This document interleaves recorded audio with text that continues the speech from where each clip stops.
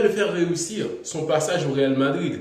Oui, il veut miser sur Vinicius, le récupérer. Parce que il faut comprendre, Mbappé, il est excellent. Genre, les stats, il joue. On ne peut pas vraiment trop lui reprocher que de l'intégrer dans l'équipe. Mais avec Vinicius, tout peut s'arranger parce que récupérer Vinicius dans son niveau qu'il avait lors qu'il aurait dû être au Ballon d'Or, ça va être excellent pour le Real Madrid. Qu'est-ce qu'il a fait contre Monaco? Première mi-temps, Vinicius était bon, mais en deuxième période, il était très très bon. Pourquoi? Parce que Vinicius, il a eu la chance d'avoir plus de ballons. C'est ça qu'a demandé Alvaro Arbeloa. Exiger plus de ballons à Vinicius. Que le jeu passe beaucoup par Vinicius. Et là, il est entré dans l'axe. Le but de Vinicius dans l'axe. La passe pour Marcelo dans l'axe. Donc là, comme c'était sur Ancelotti, ça a permis avec Mbappé. Mbappé, il est bon sur le côté gauche. Donc Vinicius, il est très bon dans l'axe. Il a eu de l'expérience. Donc, au cas où Mbappé ne vienne pas le déranger, et lui non plus, donc là, ça va être intéressant le Real Madrid. Miser sur Vinicius, c'est la meilleure chose que pourrait faire Arbeloa parce que quand tu as deux enfants, il y en a un qui est mauvais, qui a des mauvaises notes au lycée et l'autre qui a de meilleures notes. Donc il faut se focaliser sur qui? Celui qui a les mauvaises notes parce que l'élève qui a déjà des bonnes notes, il faut l'appuyer. Mais celui qui a des mauvaises notes, il faut donner de la confiance, plus de travail. Donc là, c'est ce que fait Arbeloa. Miser sur Vinicius parce que les résultats, il a déjà avec Mbappé.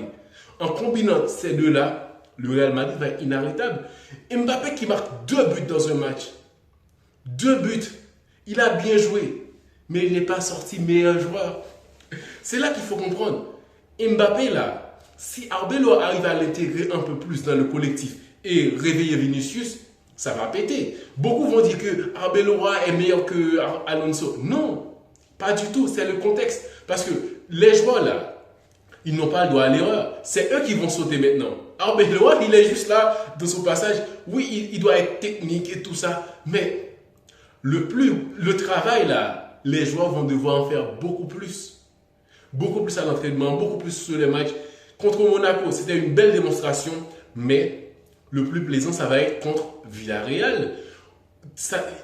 Le Real ne doit pas perdre ce match, ni match nul, c'est gagner. Gagner pour conserver la deuxième place. Et pour conserver la deuxième place. Déjà, je crois que Villarreal est à 41 points. Donc, le Real va rester à la deuxième place, mais quand même, c'est d'empêcher, vu que Villarreal s'approche un peu plus, et de s'éloigner un peu plus du Barça. Donc, l'enjeu là, c'est contre le troisième, et garder la place du deuxième en attendant un échec du Barça. Le Barça qui ne va pas très bien, le Barça qui a perdu Pedri. Pedri, là, qu'ils ont perdu, ils vont peut-être couler. Ils vont peut-être couler parce que Pedri, ce n'est pas n'importe qui. Hein.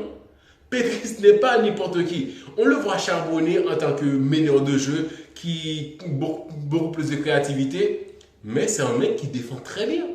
Beaucoup de récupération des balles de Pedri. Donc, déjà, il y a déjà la différence dans la défense des Barcelonais.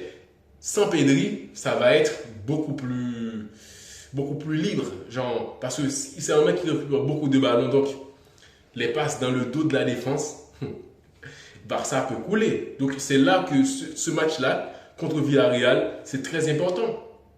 Le contexte est favorable à Arbeloa pour réussir au Real Madrid en ayant Vinicius